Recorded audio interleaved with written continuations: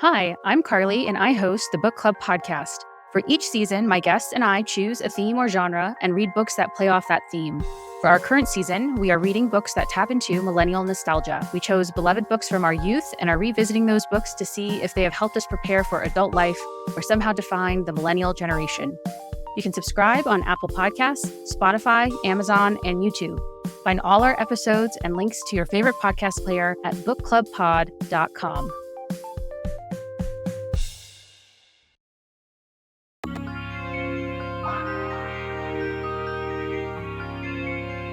Welcome back to another episode of the Rewind Rewatch podcast. My name is Joel. And I'm Andrene. And we are siblings who have been rewatching 90s films, all 90s, all the time. And we review them. We pick movies based on the listeners, what you guys have requested that we watch. And then after reviewing them, we try to see how much we like them, how much replay value they have, and rate the movies on a scale from 1 to 5 rewinds. So, I'm sorry. I didn't even... what did I say? You said all 90s, all the time. It was very... You sound like radio disc jockey. It was very Casey Kasem yeah. of me. Yeah, so we're doing Boondock Saints, 99. 1999. R rating, an hour and 48 minutes. Definitely an R rating. We cannot seem to escape these 2-hour movies. This has been requested by Ruby and is currently available on Amazon Prime. Yeah, and I think it's also on Peacock. Yeah, I believe so. I think that's where I watched it. Yeah, I believe so. Yes, so shout out to Ruby for the recommendation. And before we start talking about what happens in this movie... Oh, man, I forgot. This is the part where... Andrene has to try to summarize the film in mercy. one sentence. So, gun to your head. There's a lot of guns in this movie. Which is apparently the only thing that works. How would you define this film in one sentence? Okay. 2 Irish Catholic brothers. Wait. All right, let's try it one no, more wait, time. I got it. Let's cut the tape and rewind it and try it again. You got to do the rewind sound. No? So, Andrene, if you could define this movie in one sentence, how would you describe Boondock Saints? Okay, 2 Irish Catholic brothers exact vigilante justice against mobsters in Boston. There it is. That is exactly what this movie is about. So, we've got the 2 brothers, neither of whom I recognized. Really?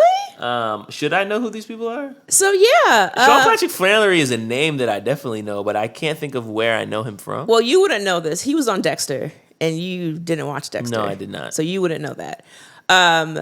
But Norman Reedus plays Daryl from The Walking Dead. Okay. His hair is much longer. Yeah. I mean, that's another show I gave up on pretty quickly, but I do know who he is. Yeah, you've seen him before. Those are really like the 2 main things that I knew either one of them from. I looked them both up, and a lot of the stuff they were in, I just had no idea, had never seen it, wasn't really aware. So I didn't have a lot to add as far as, where they were from. But you do know Willem Dafoe. Oh, do I? And Willem Dafoe is doing a lot in this movie. He makes this movie. He makes this movie for me. He's doing a lot in this movie. If he wasn't in this movie, I'm not quite sure what it would be. It wouldn't be as funny, that's for sure.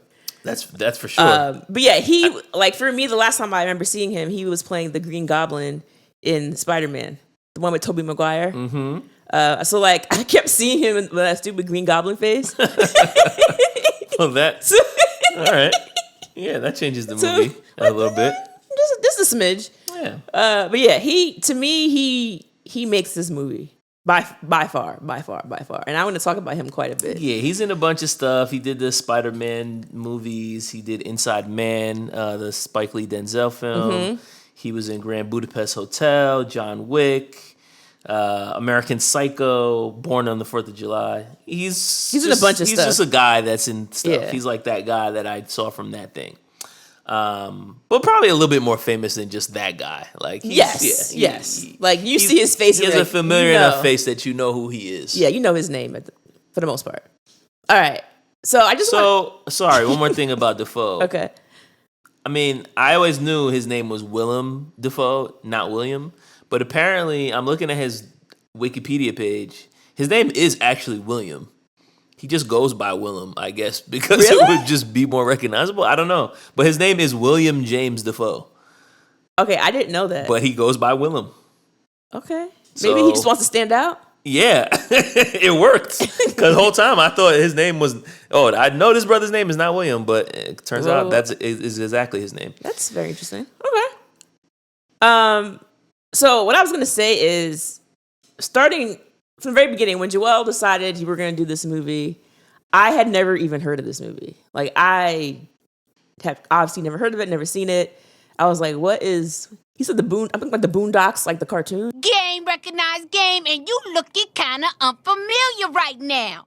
And I'm like, that's not... What? It's not 90s, first of all. That's not a movie either, so I was very confused.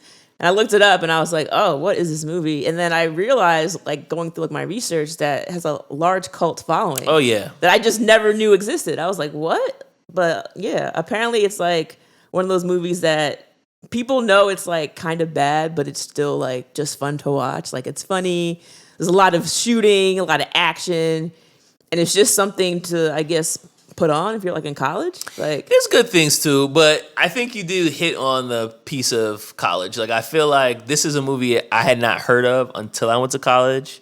I feel like there's certain things, especially growing up where we grew up, where, you know, we grew up in kind of like a predominantly Black and Caribbean neighborhood. And Hispanic. And then, you know, you go to college and meet a bunch of white people and get introduced to different things. And I feel like there's certain things that, like, you would just find in a college dorm that people would be raving about, especially white guys of a certain age. In the early 2000s, it was always like Boondock Saints would always come up. Fight Club was the other big one that was just like college. You gotta college watch kids this. loved Fight Club. Yeah. And then, of course, Dave Matthews Band. Is like it's just like college kids in 2004. Yes, all over Dave Matthews.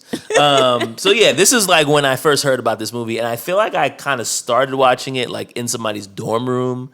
I don't know that I ever actually finished it. I had a very vague recollection of it. I remembered that it was in Boston, and it was these Irish dudes, and that they were like killing a bunch of people, but I didn't really remember anything else about it. Like why they were doing it. I didn't remember why they were doing it, and I didn't remember Willem Dafoe being in it, and I don't think I ever actually saw the end. So, yeah. And we'll definitely have to talk about the end too. So yeah, so basically these two brothers, you know, the movie actually starts with them kneeling in church. They go up to the altar in the middle of the priest's sermon. Yeah, it was so bizarre. And everybody's looking like, yo, and one of the guys is about to get up and stop them. And then one of the guys who works in the church is like, nah, they're good. Like, yeah, you don't understand. Like, you don't know who these guys are. Just let them do what they're doing. So they like kneel down in the middle of the sermon, kiss the wooden Jesus, and then walk out. And as they walk out, the preacher is in his sermon basically saying, he has this quote, "We must all fear evil men, but there's also another kind of evil we should fear most, and that's the indifference of good men."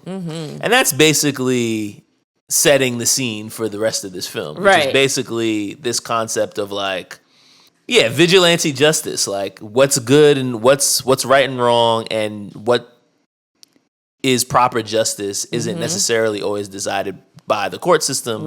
But people who do bad things need to have bad things happen to them.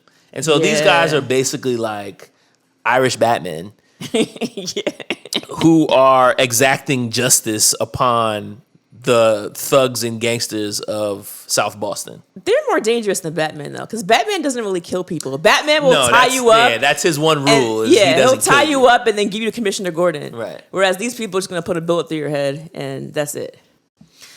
Yeah, so I think it's unclear exactly when they started doing this, because the initial piece that we get of them like going out to kill the bad guys is when their friend who works at their favorite bar, his bar is basically getting like taken over by the Russian mob. These Russian mobsters.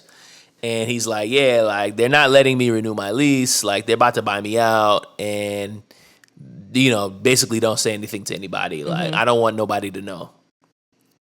And then the Russians like show up and they're basically trying to strong arm him. And these guys make sure that doesn't happen. One thing that's pretty cool about this movie, well, first of all, about the Russians, I feel like that part of the movie was very much like they were retaliating on somebody kind of starting with them. Yeah. And so it kind of felt like they weren't initiating it, and then they kind of were like defending themselves and ended up killing these guys. But the rest of the movie is very much them initiating, seeking out people. Yeah, they're like to kill. Actively looking for smoke. Yeah, that's very true. So I kind of want to back up a little bit, because for me, again, I'm coming into this movie not knowing anything about it, so I'm thinking it's some action film, cool. But like literally the second scene after they leave the church and I see them at their job at the meat packing plant, I was like, what is this movie? Because we see them like goofing around with meat. They're like literally taking stacks, like ribs of meat, and slapping each other in the face. Like they're like goofing around. And then they have this woman who comes in as a new employee, and they're trying to teach her, how to do the job. And that woman, by the way, is from Glee. She plays the Jim Coast Beast is her actual name. Oh, great. So she's actually like a professional like arm wrestler. Like she's like a 15-time like medal winner. Like she's a beast. Like she's actually a beast. So like they come in and they're trying to show her how to do the job, and then at one point like she gets upset because one of the brothers uses the term rule of thumb, and she flips out because she's like, it used to be legal for a man to beat their wives as long as the item used was not wider than a thumb. And then the guy's like, well, a thumb's not that big, and making light of it. She gets upset, and then she kicks him like in the balls. I was like, what? It was out of nowhere. It was never addressed again. Completely unwarranted. She's not even in the rest of the movie. No, because then he punches her. That's right. He does. And then they get fired. And I'm watching this, and I'm like, it just seemed, like you said, it came out of nowhere, just like gratuitous violence for violence sake. And then like they were like, go home, like, oh man, that was crazy. And I'm like, what is this movie? So already I'm going into it like, okay, so now I have to reset my brain and know that this is going to be just crazy things happening. Like there's a lot of crazy things happening. Just get into it. So it kind of had my mind set up from that moment that this is going to be a wild ride. So this movie is written and directed by Troy Duffy. Oh, Lord. In his featured directorial debut. And it seems like, looking at his IMDb page, he hasn't really made anything other than this movie and Boondock Saints, the sequel. There's a reason for that, which I'll discuss later. Okay, we'll get into that later. All right, then there's something for you guys to hold on to the end of the episode. It felt to me like that was something that he thought was like an interesting tidbit, and he just wanted to put it in his movie of like, yo, the rule of thumb is actually about beating your wife. But then it's like, it had nothing to do with his movie, but he was like, nah, I'm putting it in there somewhere. Like, that's very much what it felt like. But you mentioned that after they get fired, they go back home. And I think we definitely need to talk about their home. Because oh my God. They basically just like live in an abandoned flop house. No, bro. It's a concrete square apartment with showers on the wall. It looks like prison showers. And they basically just sleep on these mattresses on the floor, like literally living in an abandoned building. No, bro. When I saw them go into those beds, if you want to call them that, and first of all, their toilet is right next to the bed. There's no walls anywhere. There's no room. It's just one big room with like a shower, a toilet, two mattresses. And when I saw their toilet, it's like they're living in a prison cell that they chose. I put in my notes, they're living in like the Saw bathroom from the first movie. Oh my God. Where you had those two guys chained up. Yo. That's what their apartment looks like. It's insane.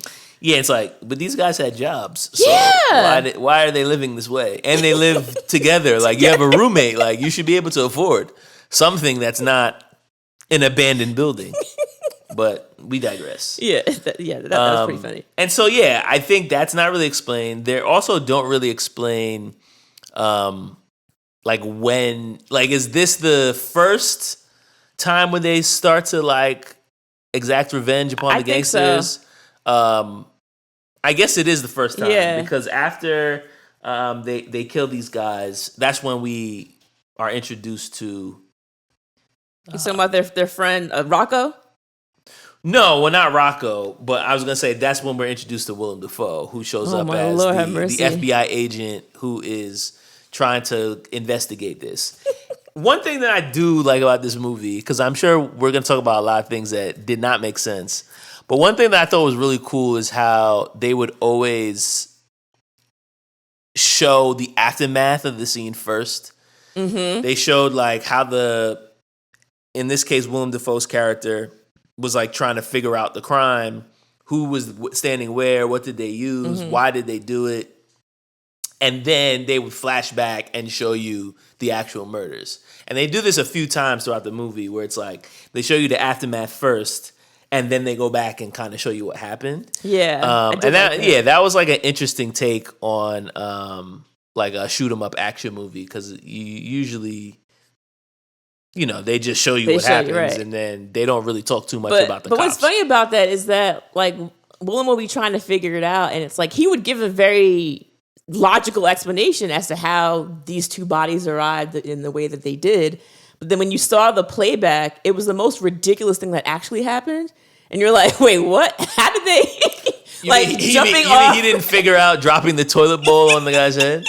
He didn't figure that out? First of all, this man was handcuffed to the toilet. Yeah.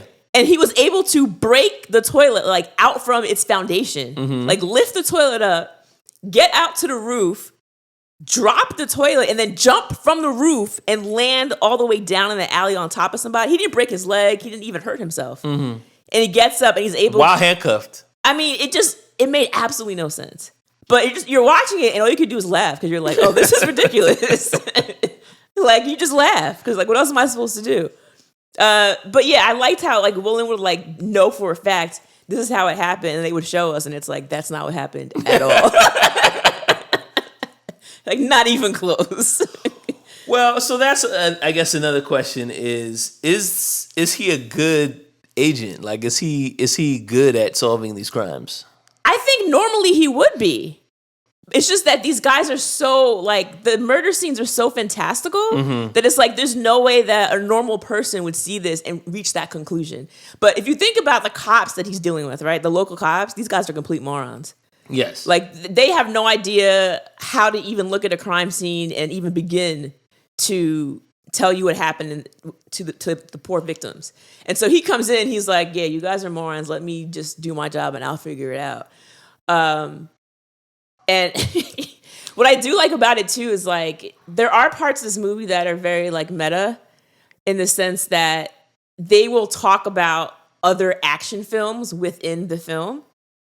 Like, there's a part where the two brothers are, like, trying to pick out weapons to, start this war against the Russian mob. And one of the brothers wants to get all guns, and the other brother wants to get this long rope. And he's like, why do you want a rope? Like, what are you going to do with a rope? Who are you, Rambo? And, like, they make comments about Rambo. At one point, Willem Dafoe's character makes comments about, like, a James Bond movie. Like, no one actually makes a murderer like this. And so it's like, they're, like, making fun of the fact that they're an action film that are doing things in a way that are just so ridiculous. That other action films would do. Yeah. So I did like that part about it, too, because I was laughing to myself, like, yeah, that is kind of crazy. But it This does feel like a bit of a trope of, like, there's this big case, and then the feds show up, and they say, you're not in charge anymore. Yeah. It's my case now. And they kick the local cops to the side. It's like, all right, man. Like, I've seen this in movies so many times that it's kind of boring. And I feel like we did, what was it? The Fugitive. Was kind of similar. Oh, yeah. That's Tommy right. Lee Jones shows up, and it's like, this is my case now, guys. Go get my coffee. Well, I mean, if the feds come in, the feds are going to take over your case. Yes, of course. I'm sure that's exactly what happens. But it's always with this sense of like the local police department and the feds don't like each other, and they both want to be the hero. So they're both kind of like, I don't trust this guy. Well, you're not good at your job, and it's like this whole thing. But it's like it doesn't really matter. What was funny about the cops in this movie is, so after the first crime scene where they find the 2 Russian mobsters behind the alley and they're dead, the cops are talking to themselves in the station about like who the suspects might possibly be. And they're like, oh, they're probably long gone by now because like, why would they stick around? But also it's like they're cleaning up the streets, right? Because these 2 guys were bad mobsters. So like, who cares? Mm-hmm. These guys are miles away by now. But if you want to beat your head against the wall, then here's what you're looking for. They're scared like 2 little bunny rabbits. Anything in a uniform or flashing blue lights is going to spook them, okay? So the only thing we can do is put a potato on a string and drag it through South Boston. Thanks for coming out. And then the brothers show up to the police station. It's like, yeah, they're definitely not. What are they going to walk into through the front door? Right. So they show up and they're like, hey, yeah, it was us, blah, blah, blah. But like, the cops are cheering for them. They're like, yeah. They're like, usually high five and dab each other up. And I'm just like, wait, they just murdered 2 people. There were no charges being pressed because they questioned them, and then they basically were like, oh, so basically it was a clear deal of like, and in this situation, yes, it definitely was self-defense. Because they were definitely, they were going to murder them. Yeah, they showed up because basically what happened is they got in a bar fight.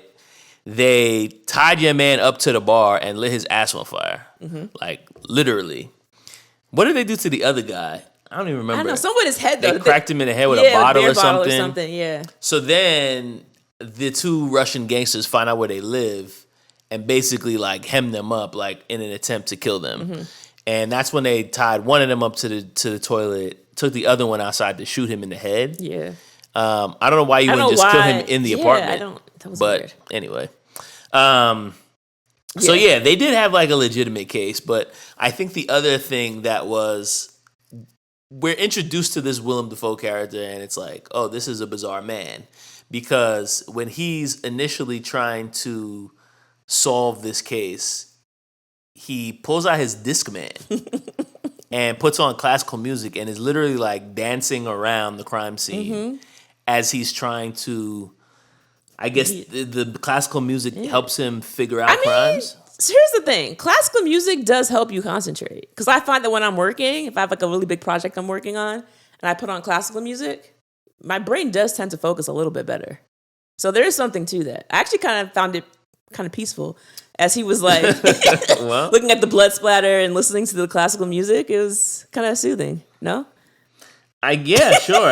I just was like, this is very strange. That's all I was thinking.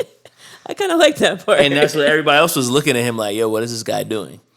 So yeah, that, like you said, they turn themselves in and it becomes like a news story of like, yo, these guys, they defended themselves. They killed these gangsters that were trying to take over their neighborhood. Yay for and them. They get this headline in the newspaper, the Saints of South Boston. But they don't really want that, like, notoriety, because they even tell the cops, like, yo, can we just like stay here for the night? Because we don't want to do any interviews. We don't want any pictures. Like, we just want to get some sleep and like, you know, go about our business. And it's while they're in the jail cell, they're sleeping, and there's like this weird scene where like it's like water dripping down, leaking from like the top ceiling of the jail, and they both like sit up in their bed, like they have like a joint vision or a joint like. Yeah, that was not explained. And there's a lot of like, they have this prayer that they say. It's like this Latin prayer that they say, and it's like, it's a family prayer. Well, yes, but it's like, I think I wrote it down. It's like, and shepherds we shall be for thee, my Lord, for thee. Power hath descended forth from thy hand, that our feet may swiftly carry out thy command. So we shall flow a river forth to thee, and teeming with shoals shall it ever be. In nomine Patris et Filii et Spiritus Sancti. That's their prayer. For those of you who are wondering, no, this is not found anywhere in the Bible. Like this is not actual scripture. Nah, this is just something that their ancestors made it up. Yeah, it's just something that they do. So like as they do their murders, they like have this prayer that they say. Yeah, it's definitely like very like one of those like we're super religious and that's why we kill people. Yes. Which is like, come on, no. You just want to murder people. Stop You it. ever see The Gentleman on Netflix? No, I've never seen There's it. like an Irish mob that's kind of very reminiscent of this, and I wonder if that's where those characters were based on. Well, see, I always kind of wondered, like, even when you watch things like, did you watch, what was it called? Your Honor?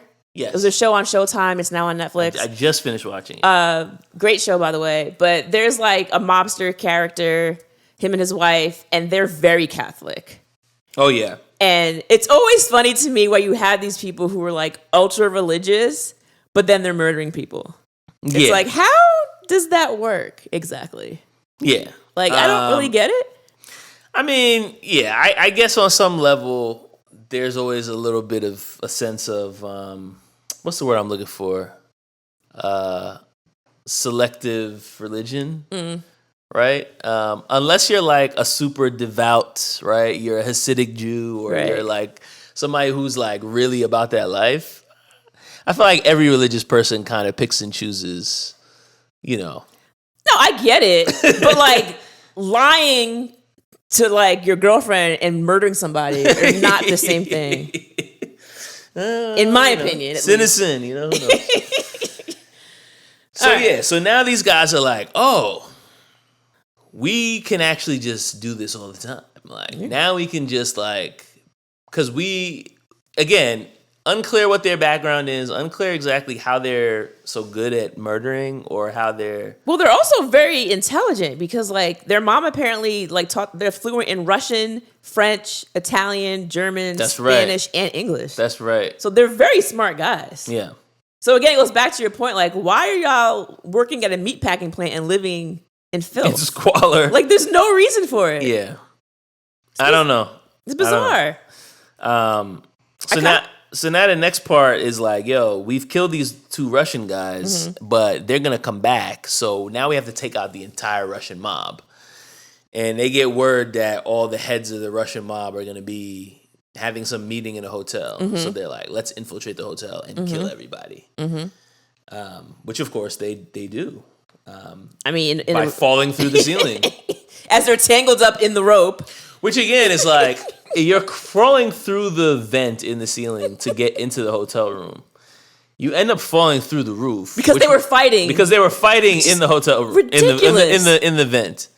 But then my thing is like, if that wasn't the plan, what was the plan? How were you planning to get into this hotel jump down? Room? Yeah, like there was no like it didn't seem clear to me that there was an actual plan for getting in the room, other than them. By happenstance, breaking through the ceiling.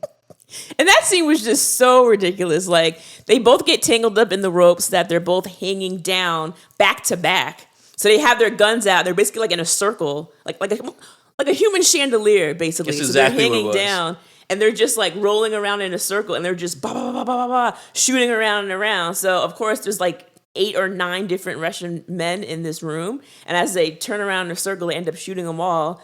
And the last guy's down on his knees. They, tilt their guns down to his head, and they, say their little prayer, shoot him, and that's it. And just like that, there's no more Russian mob. Just like that. Just that simple. So this is where Rocco comes in. You want to talk about Rocco? So Rocco's their mans who also frequents the same local bar, and Rocco is But he's like a delivery man. Yeah, he's a package boy for the Italian mafia. Yeah, he's like a low level. Yeah, he's a guy who's in the family, but he's not really that high up there. And they don't really take him seriously. No, he's like what do they call him? Funny man. I was gonna say that, but I'm like, that's not it. That's not what it was. But no, that's exactly what it was. Hey, funny man's here. Funny guy, Rocco. So yeah, and I think he kind of like uses humor as a way to endearing himself to those that don't necessarily respect him. Yeah. But he's a nice enough guy, and he shows up pretending to be a waiter because he believes that he's gonna show up and kill everybody. But he's been told by his mob that there's only supposed to be like 3 guys there, but it was like 9 people. So they're like, bro, like, we think your mom tried to set you up. Right. Like, you really think that they rock with you like that, bro? Right. He's like, nah, come on, this is my family, da-da-da-da. And then... He doesn't believe. He doesn't believe. He's like, nah, come on, bro. It's like, this is not what it is. So they're like, all right, man. And then he goes to meet up with some of his guys at a diner to like ask them about what happened. And they're like, oh, you made it out. You made it out, yeah. Like, oh, yeah. Like, everybody knew. That's messed up, man. Like, this was like a test. A test. But, you know what I'm saying? You got out. You're still Good alive. job. And the Russian mob is dead. So, Right. like, it's lit. Yeah. And he's like, what? What? Did everyone know? Next thing you tell me, Sal was in on it. Genzel told Sal first. That fat fuck knew before we did. At least we got our funny man back, huh? Can you imagine though? Because like you gotta think about like if you're in a mob, like this is your like I said, your family. It's like being the gang. So it's like these are people that you literally put your life in their hands on a daily basis. And they're joking, like they were laughing about it too. It wasn't like they were like, "Oh man, I'm so happy you made it out." It was kind of like, "Oh, you made it out? Oh, word!" And it's like, but they're thinking the two guys in the diner, and I had to rewind this scene because I was like, "What's happening here?" But when I watched it a second time, they're actually happy because they think that the whole thing was a test to make sure that they weren't gonna snitch. "Oh, that's right." So they're like, that's "Oh, right. we didn't say anything." Yeah. And you got back. And you got out, so we're good. So we're about to get made. Yeah. So Well. they're like, "Oh, it's lit." And they're not even thinking about Rocco. He's standing right here. He's standing right there, but he's a complete afterthought. They're like, "Yo, we're lit." Like, "Yo, when the bosses find out we didn't say anything, like we're up." He's like, "What?" He said, "What?" Rocco had other plans. Yeah, because he said not only do they know, but the bartender knew. Bro, everybody knew. The whole streets knew, except for him. So Rocco got mad and was like, "Oh yeah," pulled out his burner. he went Bang, bang, crazy. bang, bang. He went crazy. First of all, it's broad daylight. In the middle of the day. It was literally like a coffee house. Like, it's not even like some seedy sleazy bar. Yeah. like, oh, this is some mobster hangout spot. Like, nah, you're just like in a Pete's Coffee, and you're just Not a Pete's Coffee. you're just blasting away. So he shoots the two guys in the head, and then he gets so incensed with the bartender because how did this guy knew? Mm-hmm. So then he lets off like 4 in the bartender. Yeah, it was a lot. So he leaves a bunch of dead bodies in the middle of the daytime. And everybody saw you. He wasn't wearing a mask or anything. Nah, yeah. So now it's like, all right. So I guess now he's got to just join the Saints. Yeah. Because now he's killed 2 guys from the mob. So now he's like, yeah, I'm not in the mob anymore. Because they try to set me up. Yeah. So screw these guys. Yeah. So now he goes to the brothers and he's like, "Yo, I want in." And they're like, "What? What are you talking about?" And he basically tells them what's going on. And he decides like... So they're like, so basically exactly what we told you? Right. Like, literally what we just told you was going to happen and you didn't want to believe? It's like, all right. So he's like, "Yeah, we gotta start doing this." So this is when they decide they're gonna like get in the car and basically start rounding up people. Like, let's just get people up out of here. And Rocco knows that there is this like this strip club joint that they normally go to. It's like a peep show. Yeah, like place. you pay money and I think the glass comes up and you see the girl. Yeah, it's a peep show house. Yeah. Do these exist anymore? I feel like I only see stuff like this in like movies, but like movies from like the 80s and 90s. Like before like Giuliani cleaned up New York and it was just like a bunch of XXX signs in downtown Manhattan. Like I imagine this is what New York looked like in the 80s. Just a bunch of like peep show houses and like X-rated movie That's theaters. all it was. Yeah, that's all it was. And a couple of bodegas on the corner. Yeah. Bacon, egg, and cheese and porn. That's all. That's all it was in New York. Yeah, so they go to this spot because Rocco's like, "Yo, this is where they hang out." Because this is the whole thing. Like, Rocco is a delivery guy. So he knows dirt on everybody in the mob because he knows where they hang out. He knows where they be at. So it's like, I need to be able to get in touch with people when they need to be getting in touch with. So I know everybody. I know what everybody's on. So I'm now... But Rocco's like... When you talk about how the Irish brothers are like very intelligent, like Rocco's he just flew off the handle, but he's not really a smart person. Right. He's also not a good shot. No. As we learned. Nah, but that's not... he has had a lot less experience shooting guns. Yeah, that's very true. So they go to this peep show home, and they get one of the women who works there. And basically they ask her like, yo, what room are these guys in? Because it's like little private rooms that they go in and close the door and they can watch their little peep show. And so, she's able to tell them, over here, over here, and over here. So apparently there's 3 guys that are currently using the services of this establishment. And so the brothers are like, yo. Trusted patrons. Yeah.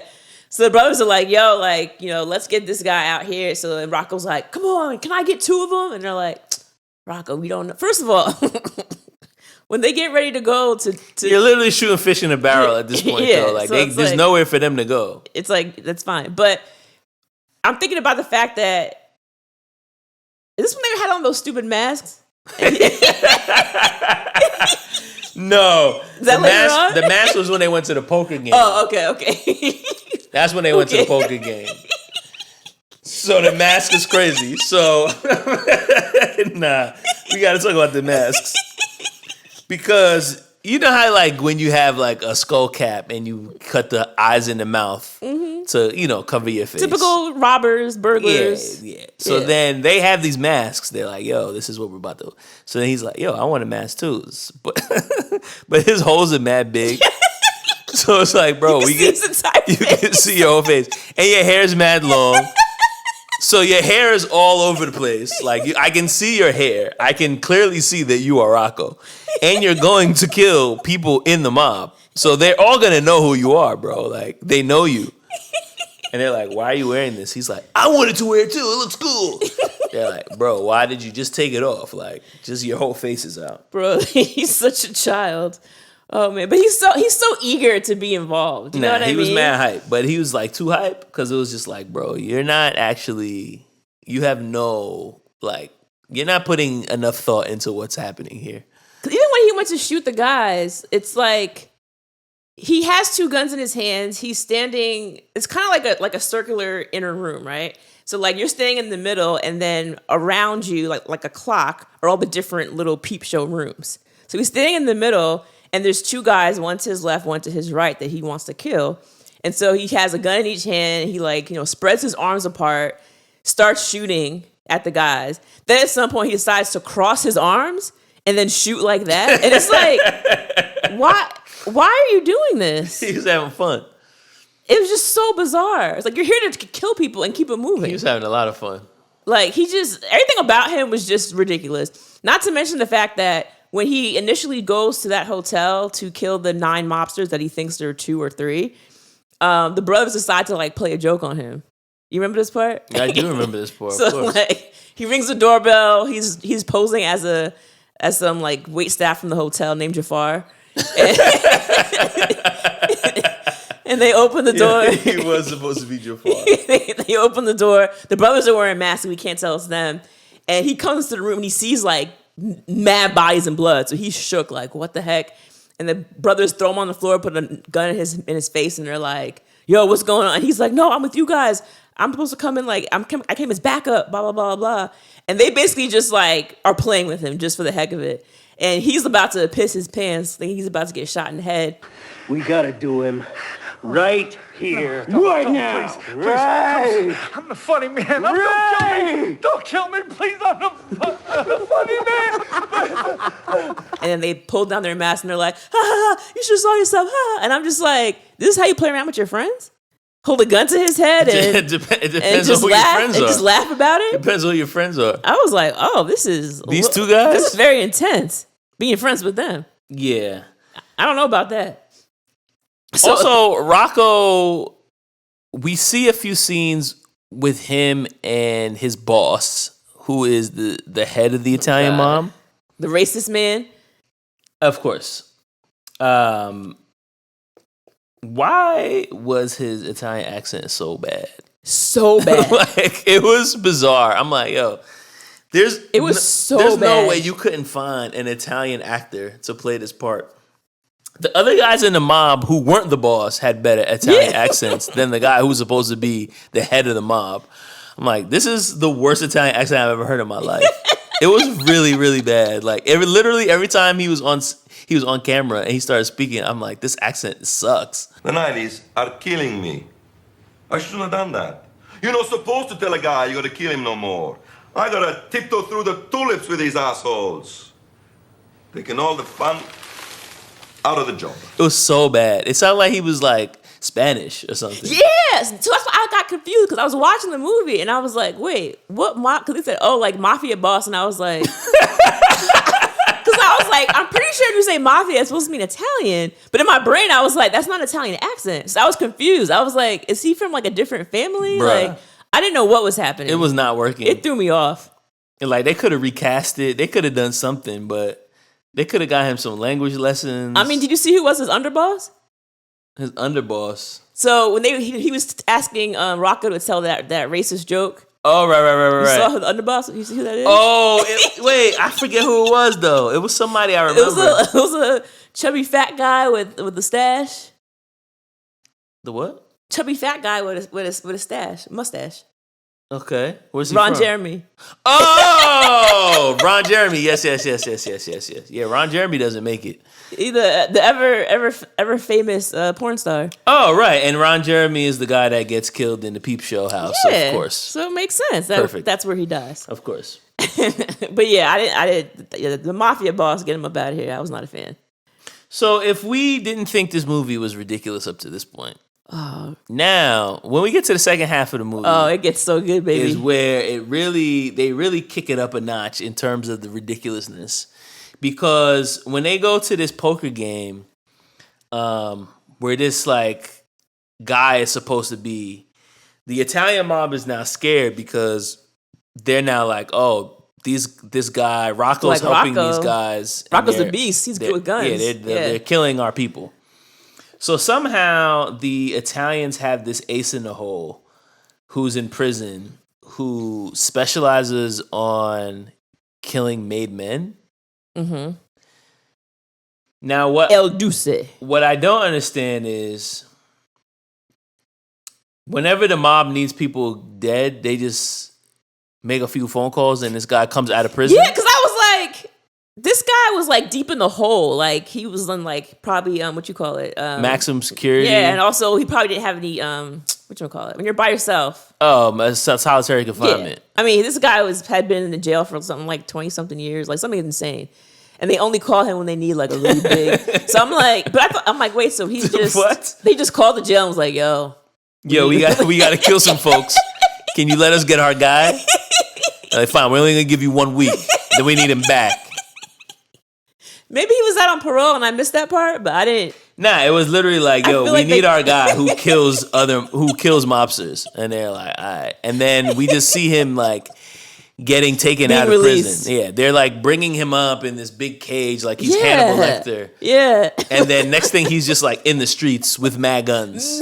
Like, first of all, how many guns were on this man? 20-something? I mean, it was insane. They were strapped everywhere. Yeah. It was absolutely insane. So like, this is probably my favorite scene in the entire movie. Like because it was so ridiculous. It is very, very ridiculous. So the brothers and Rocco are like making it out of this is after the game, the poker game. So they do their business. They're leaving out. They open the door. So now again, like Joel said earlier, we're seeing the scene like after the aftermath first. Mm-hmm. So we see like Willem and the cops get there. And there's like blood everywhere. There's bullets. And Willem at this point is becoming more and more unhinged. Because it's like starting to lose it. Because it's like on the very first scene, we see him with classical music. He's very calm. He's doing his thing. And then by the second murder scene at the Pete Show, you see him and he's trying to figure out like how they get the shot off, blah, blah, blah, blah. By the time we get to this part of the movie and they're standing outside in the street and they're seeing all these bullets, Willem looks like he had just finished running a marathon in his work clothes. Like, he's dripping in sweat. His hair is wet. His tie is loose. His shirt is completely unbuttoned. You see his chest. It's like he's having withdrawal symptoms. Like, I was like, what? And then, so he basically is telling us what's happening. And in this particular murder scene, as he's explaining it, we're seeing it happen. So the brothers come out, Rocco comes out, and then El Duce, who's like this, great murderer, just starts firing at them. I mean, this guy has guns for days. He's running down the street. Bam, bam, bam. The brothers are diving. Rocco gets his fingers shot off. I mean, it's complete chaos. It's ridiculous. And Willem is giving us a play-by-play as it happens.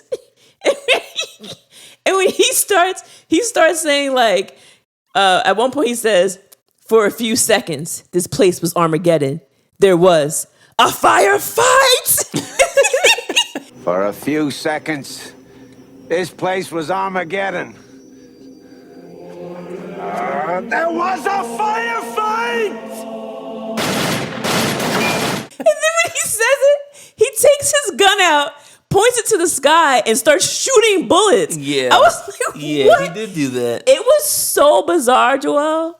I saw it. So I'll admit, I I may have had a little bit of wine, so I wasn't completely sober. I was laughing so hard.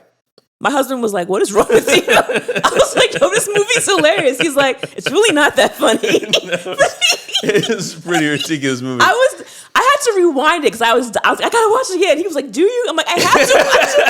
I have to watch it again. Do you? I have to watch it again. So 2 things about this scene. Number 1, for him to be this like befuddled by this, it's like, how did he not figure out that it's these 2 brothers when they literally turned themselves in to begin the movie? Like, that's literally how this entire thing started. How you started covering this case in the first place, where these 2 guys showed up and said, like, yo, these Russians try to kill us and we kill them in self-defense. Mm-hmm. Ever since that event, a bunch of gangsters have been getting killed. And at no point did he think, maybe it's those same 2 brothers. Remember, they think it's Rocco. Because remember, after they find Rocco's finger, they're able to, like, I guess they fingerprinted or something. Yeah, they looked at his fingerprints. And then it was like, oh, Rocco's involved. Like, this. Sure. But it's like, I see what you're saying, but also maybe it's the fact that they have no priors. They have no, like, who are these guys? They're not these great marksman shooters. As far as we know, they're just some regular Joe schmoes. I feel like it's almost so obvious. Yes. That it's like, how did you not at least suspect them? Like, you didn't even go back to, like, check on them and notice that they haven't been in their apartment for the past week. But there are a lot of things about this movie that are just, like, utterly ridiculous, right? So apart from that scene, which I absolutely love. Well, no, I'm not done with that scene yet. Oh, okay. Because to me, this is 100% the most ridiculous part of the scene of the movie. Not only Willem Dafoe dropping to his knees and shooting his gun in the air, which is a ridiculousness of its own. I want to watch it again now. I want to watch that I can tell the joy on your face. But the fact that they're literally in the middle of like a suburban street in the middle of the daytime. The 2 brothers and Rocco are standing at the front of the house. The gangster dude who's fresh out of prison is standing on the other side of the street. And they're just shooting each other and everybody's missing. People get hit once or twice. Yeah, but like nobody dies. And this is your guy. This is supposed to be the guy who's like the best at killing everybody. And also, from the other perspective, there's 3 guys shooting at him and he doesn't get hit once. And I'm like, yo, y'all are like 20 feet away from each other and there's nobody else in the street. And he literally was just walking calmly and just shooting. Yeah, and it's not like they're hiding behind the cars or like they're trying to... It's like, no, they're just standing there shooting at each other and nobody dies. And I'm like, this is really weird. Like this movie was already weird up to this point, but I'm like, come on, bro. Like this is too much. I didn't even notice that. All I saw was Willem Dafoe, and the rest of it just... I noticed it because I'm like, yo, they're literally just standing there shooting at each other and nobody's getting hit. And then Rocco's like, my pinky. It's like, what? Like, that's it? I feel like one of the brothers got shot, no? Yeah, they all got shot because they had to cauterize themselves with an iron. Oh, the iron. Oh, my God. So, yeah, Rocco got his finger shot off, and the other 2 brothers got shot like flesh wounds. Yeah.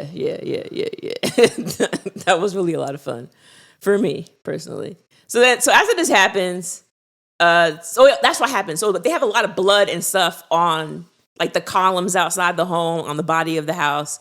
And Willem asks these cops, to go do their job and see if they can get some blood samples. But they can't because the brothers sprayed like ammonia on the blood before they left. Because, like, again, these guys are smart. So he's like, oh, we can't figure out who these guys are, blah, blah, blah.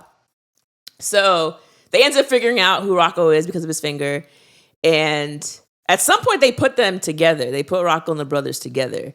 And Willem goes to a church to talk to a priest because he wants to. At this point, I think Willem is struggling because he's like, at the end of the day, like, these guys are breaking the law because they're murdering people. But the people that they're murdering are these bad mobsters. So it's like they're actually kind of doing the city a service. But he feels conflicted as a Catholic because he's like, we shouldn't murder people. Mm-hmm. So he goes to his priest, the Monsignor, to kind of like have a confessional and talk to him about what he should do. And Rocco and the brothers are at the church already. The brothers are in the back pew, like, I'm not sure if they're praying or sitting or whatever they're doing. Rocco sees that Willem is there, and Rocco basically goes into the same confessional room. I'm not sure. Booth. He goes in there and holds a gun to the Monsignor's head, and basically is like, "Yo, like, you need to advise him like our way," which is ridiculous. Well, the whole thing is the brothers. Remember, they were like, "Yo, this guy is on the case." And he's going to figure it out sooner or later. Like, he's a smart guy. So Rocco's like, he's a liability. We need him out of here. And the brothers are like, nah, he's a good person. Yeah, they don't kill. We only kill the bad guys. Right. So Rocco's like, nah, F that. Like, Rocco will kill I'm anybody. not trying to go to prison, bro. Like, so that's the whole thing. Is like, they want him alive because he's not bad. Yeah. But Rocco wants him dead because he doesn't want to get caught. Right. And so it's like him holding a gun to the priest who's talking to the FBI agent. Through the confession. But then the brother comes in from the other side and grabs Rocco and puts a gun to his head. So it's like a gun to the head of the guy who has his gun to the head of the priest who's talking to the FBI. It's like, come on, bro. It's like a game of telephone with guns. Yes. A game of telephone with guns. Yes. That should be the name of this movie. So Willem goes in and he's telling the priest how he's conflicted because he's like, the laws say this, but I think what they're doing is actually right. And so because the priest has a gun to his head, he tells him like, well, the laws of God are above the laws of men. Mm-hmm. And that's kind of how Willem can kind of be like, justify it. Like, okay, well, based on what the priest is saying and what I'm feeling, what they're doing is actually right.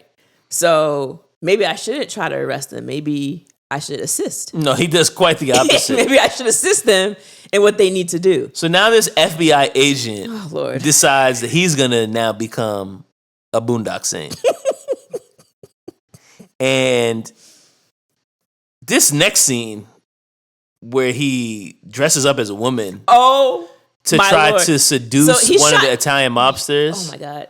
So let's back up a little bit here. They've established throughout the movie that this what's his name? Detective Smecker, he's a gay man. They've established that.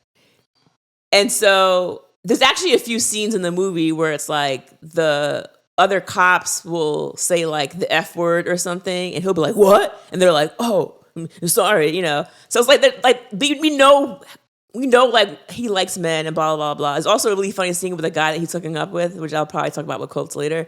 So he ends up dressing up as this female sex worker so that he can pretend to, want to get it on with one of the mobsters to work his way into the home so that he can now, I guess, assist the brothers with their... So he can be a Boondock Saint. with their, vigilante justice. So... yeah, like... But it's like, bro, it's Willem Dafoe. like, this is the whole thing. It's like, Willem Dafoe... It's so obvious. Willem Dafoe in a dress and lipstick. And a wig. Still looks very much like a man.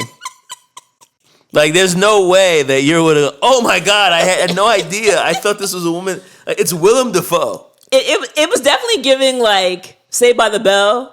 Like when Zach would dress up as a woman. Or like, Steve Urkel. Right. Pretends to be his cousin. Right. And it's like, all right. It's like, okay, we can tell that, okay. I'm like, this might be the most ridiculous part of the movie. It's like, how does this man how can he not tell that this is very clearly a man?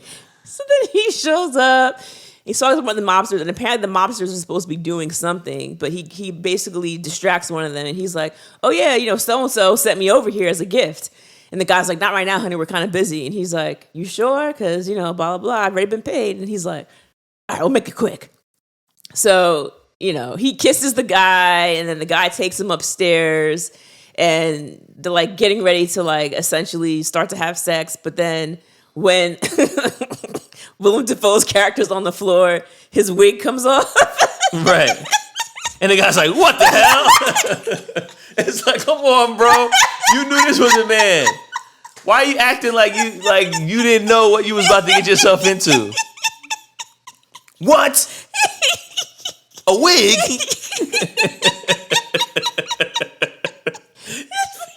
It's Willem Dafoe, bro. Like, come on. And then Willem kicks him in the balls and, knocks him out. Does he shoot him? He I don't remember. Kills him. He does. He ties him up to the toilet in the bathroom or something. I thought he shot him. Yeah, I feel like, doesn't he tie somebody up, though? He tied somebody up in the bathroom. Oh. And then... Maybe it was him. I don't know. He starts killing people, But either way, he's like in now. He's like... And then like after he finishes either killing or tying up this guy, he like his wig had fallen off. He puts his wig back on and he's like, all right, like now we're in this or something. I was like, what is going on? Then he's walking through the house, still wearing the same female clothing with his gun out, getting ready to blast these mobsters away. All right, so now we got to talk about this scene in the courthouse because this is where this movie all comes to a head. Well, we gotta get before that because we have. Well, yeah. We gotta lead up to it. Yeah, so basically, so they end up getting caught. The Boondock Saints end up getting caught kidnapped by some Italian mobsters, and the mobsters decide this is the big gangster with the awful accent, the Don, and they decide to basically shoot and kill Rocco. Yeah, because obviously he turned on the family. And they're trying to figure out what to do with these other two guys. And that's when El Duce is his name. The guy who was on release he was on murder release from prison. He shows up because initially I guess he's there to exact revenge on the Boondock Saints for trying to shoot him and somehow missing. But then when he comes to the warehouse where they're being held up, he hears them saying the prayer. Their prayer over Rocco's body. And he walks over and he basically finishes the prayer with them. And it's like, oh, wow, he's family. Dun, dun, dun. They know him the whole time. Well, then maybe they don't know him, but he's definitely family because he knows the prayer. Right. So because earlier Rocco wanted the brothers to teach him the prayer. He's like, "Yo, that's so cool," and they're like, "No, it's just for the family. It's a family thing." Yeah, it's so a family we know prayer. We can't teach it only to people in their else. family know this prayer. So this guy that they've basically were shooting at yesterday, or maybe even earlier that day, ends up being, I guess, their dad. Yeah, that's what I got. That's what I figured. So then he helps them escape, kills all the Italian mobsters. Mm-hmm. Well, no, because one of them gets arrested. So the Don got arrested, and now he's going to be on trial for his crimes. And this is where the courthouse scene comes in. Yes, this is where the courthouse scene comes in. And apparently, this man is just free from prison. Like, I'm not exactly sure what's happening. You said on murder release. They just let him out because they were like, well, the mob needs you to kill some people. So this is so ridiculous. This last scene is just bizarre. When they get to the courthouse, they have bags full of weapons, and they literally toss them over the top of the metal detector and just walk through.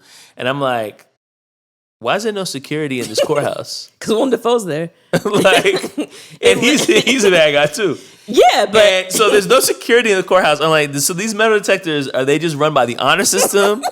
Like, you're just trusting that people are going to be like, oh, I beeped, and then what? Because there's nobody actually standing there.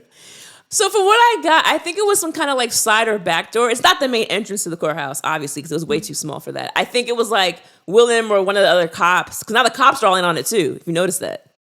Apparently. Yeah, the cops are all in on it too. Because once Willem said it was good, they were all like, well, I mean, the cops were fans of them to begin with, so I guess it makes sense. So yeah, I think maybe one of them kind of like opened that side or back door, let them in, and you see them like tossing the bags over. You see another one of the cops like pulling a fire alarm. Like they're all in on this, and Willem is watching. And Willem at this point, it's like I feel like he was so like erratic at the last murder scene, but now all of a sudden he's kind of calm. It's like he's reached his happy place and he's like at peace with whatever the heck now he's doing. no longer trying to figure it out, and now he's just like, let them kill whoever they want to kill because these guys are all it's bad. It's crazy. So this is what he learned from the priest that had a gun to his head.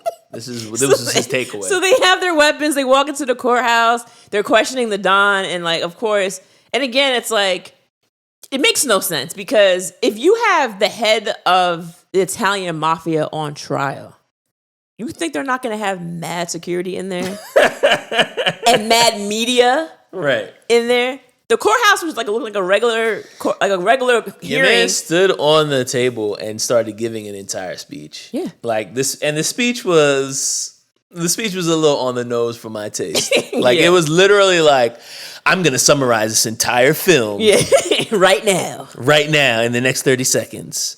And he gives an entire speech about justice and being the good guys and the bad guys. And if you're just sitting around and you're watching the things happen, then you're just as guilty as them. Mm-hmm. And we will exact revenge upon you as well. There are varying degrees of evil.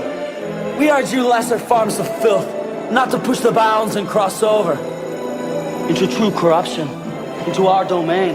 But if you do, one day you will look behind you and you will see we three.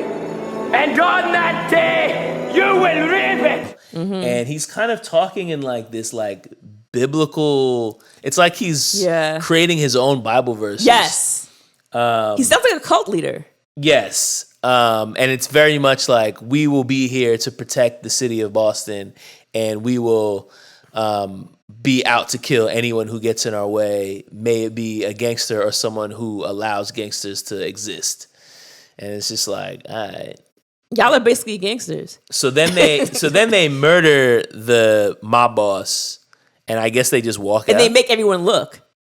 Oh, that one girl was like looking away, and he was like, no, you're going to want to see this. It'll be over soon. I'm like, what? Why? Maybe I'm not going to want to see this. Why are you traumatizing her? Leave her alone. Everyone needs to see me murder this person to know not to get in my way next time. You know that. And then they just walk out, I guess. The movie's over. Because then the closing credits... Oh, that's right, the credits. I forgot about that. We're actually arguably the most interesting part of this entire movie. It's like, oh, this was actually well done. Like, this should have been... That's how I felt. They should have been doing this more. They basically have like these man on the street interviews pretending that it's like a news report of like, oh, these guys are taking justice in their own hands. Is this okay or is it not? And so you're hearing these different people's perspectives on like, yo, they're not God. They're trying to play God. These guys are doing too much. Like, who's to say that they can be controlled? While other people are saying like, yo, they're the man. They're like, murderers. They should all die. Yeah. So it's like you're getting these two, but the interviews felt real. That's what I'm saying. I liked that part. It felt like I was watching like the end of a documentary or something, and you're interviewing people on the street. And I'm like, wow, this acting was primo. Yeah. Compared to the rest of the movie. Oh Lord. Do you want to do some quotes, or should I go into the theme? I mean the facts. Yeah, we could do the facts. I don't have too many great quotes from this movie. It was more ridiculous things than anything else. But yeah, let's say some facts. Okay, so on one of the brothers, Connor, he had Veritas tattooed on his hand. The other one had Equitas tattooed on their hand. So Veritas means truth and justice. Truth. Yeah. Oh, look at that. Okay. Latin, bro. Yeah, I know. I knew Veritas but you know, I kind of guessed the other one. Equitas is justice, and Equitas is actually based on the Roman goddess who holds the scales of justice that everybody knows. Yeah. That's what that's based on. So it's like they're there to, you know, enact their revenge on the evil people of the world. When filming this, a lot of the Catholic churches were like, "No, you can't film this here. This is not what we're about. You cannot film this here." So they actually ended up filming in a Lutheran church. They were like, "We don't care." Yeah, the Lutherans. Yeah, the character's a Catholic, right? All right, fine. You can shoot here. That's fine. So we're talking. Okay, so Troy Duffy, the director. So apparently, I've been waiting all episode for this. This guy, there's a whole documentary about the Duffy? making of this movie. Oh my God, it's gonna be like The Room. It's called Overnight, and it's about his overnight success. He basically was working as a bartender and a bouncer from Boston, and he wrote this screenplay like during his time off. Like he just started writing, and he basically got a quick rise to Hollywood stardom because he was shopping the script around, and Harvey Weinstein, who at the time was the chairman of Miramax, loved it. So much so, he offered him a $15 million budget. He offered him $300,000 to write the script.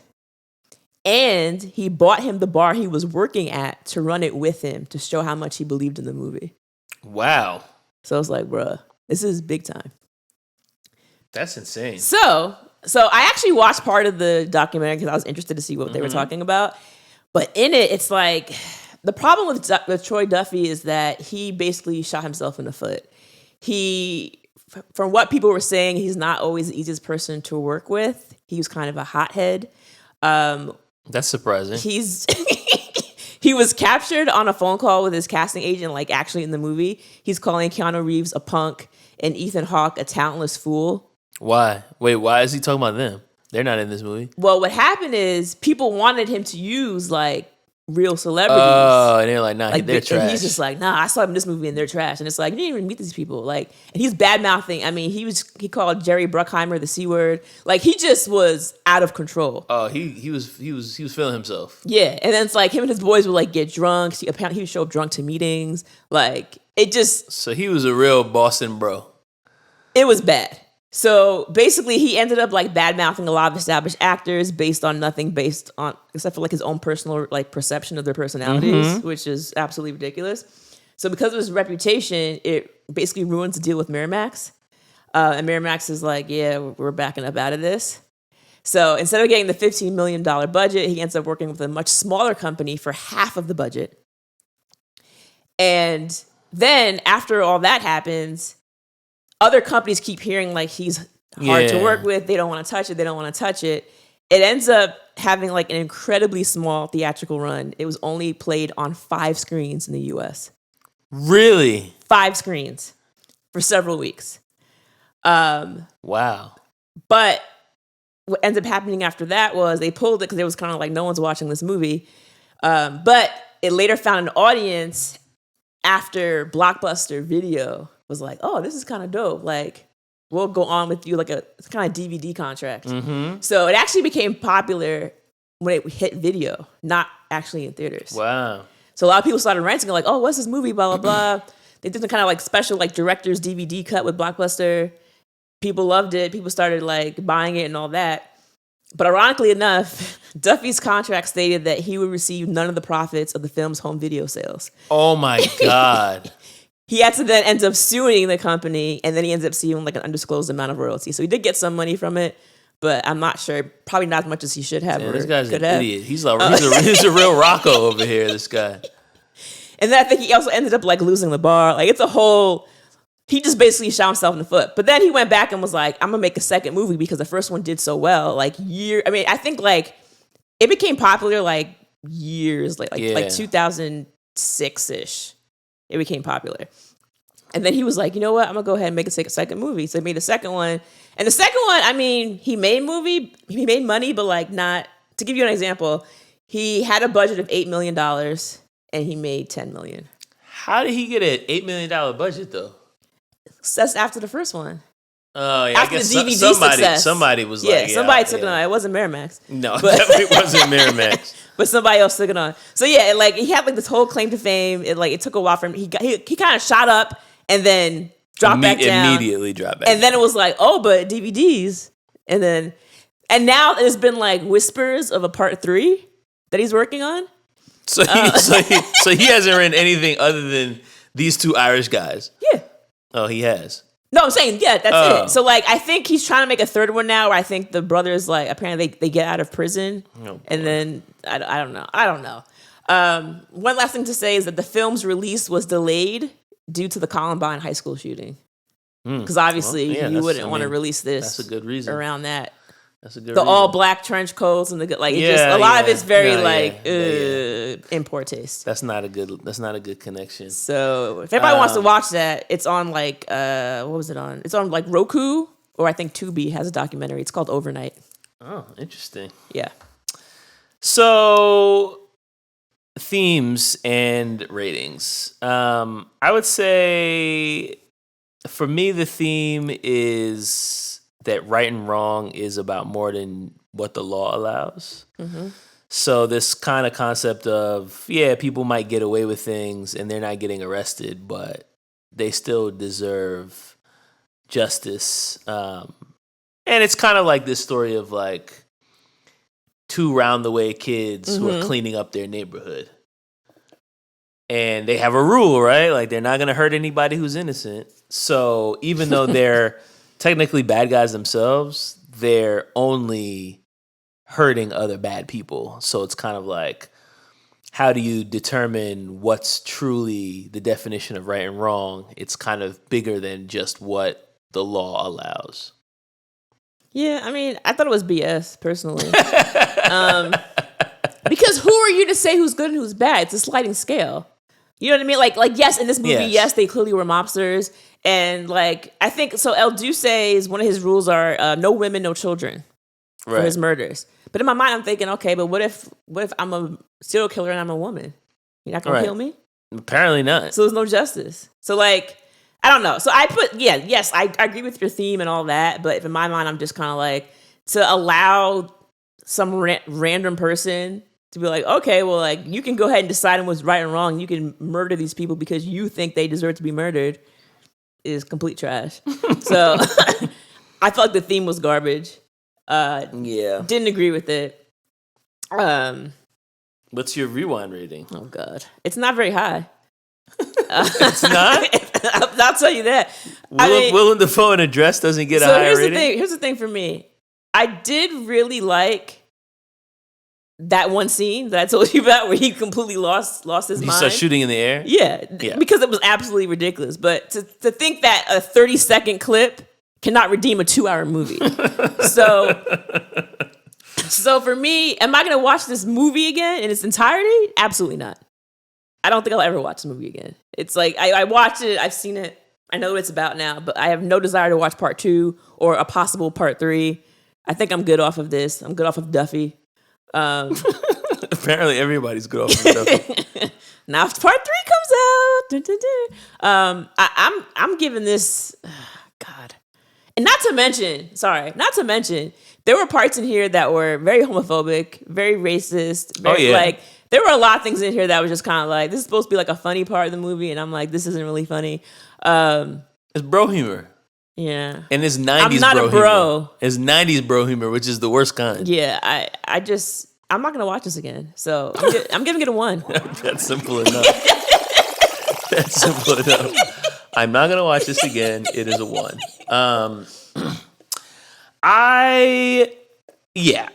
This is definitely not a movie I would say is like a good film. There's a lot of it that's kind of just a hot mess. I think if I'm looking at it from like, okay, this is not a great movie, but is there any redeeming value? I did enjoy all the shoot 'em up scenes. Like, they were just fun to watch. Especially, the opening scene with the Russian mobsters and the toilet and the poker game and the shootout. Those were like, I was entertained watching those. It's similar to like, when you're watching like Speed, and it's like, this is ridiculous, but I kind of want to see what happens. And like I said, I did enjoy kind of some of the flashbacks with the FBI. The theme doesn't really hit. The movie, the acting's not very good. That Italian accent is by far the worst I've ever heard in my life. But I would say if I were to rewatch this movie, it would probably be with someone else who's never seen it, just so I could kind of get some jokes off. So I'm going to give this a 2. Okay, that's fair. So you would watch it just to make fun of it, basically. Oh yeah, I could see myself watching this again. Okay. But it's not gonna be anytime soon. But yeah. All right. Let's hear from you. What do you think of this film and how you would rate it on a scale from 1 to 5 rewinds? Hit us up at RR90spod, and that's going to be on IG as well as Twitter and Threads. You could also hit us up on email at rewindrewatch1990s@gmail.com. And you could also see us on Facebook and TikTok at Rewind Rewatch Podcast. All right, y'all. Later. All right.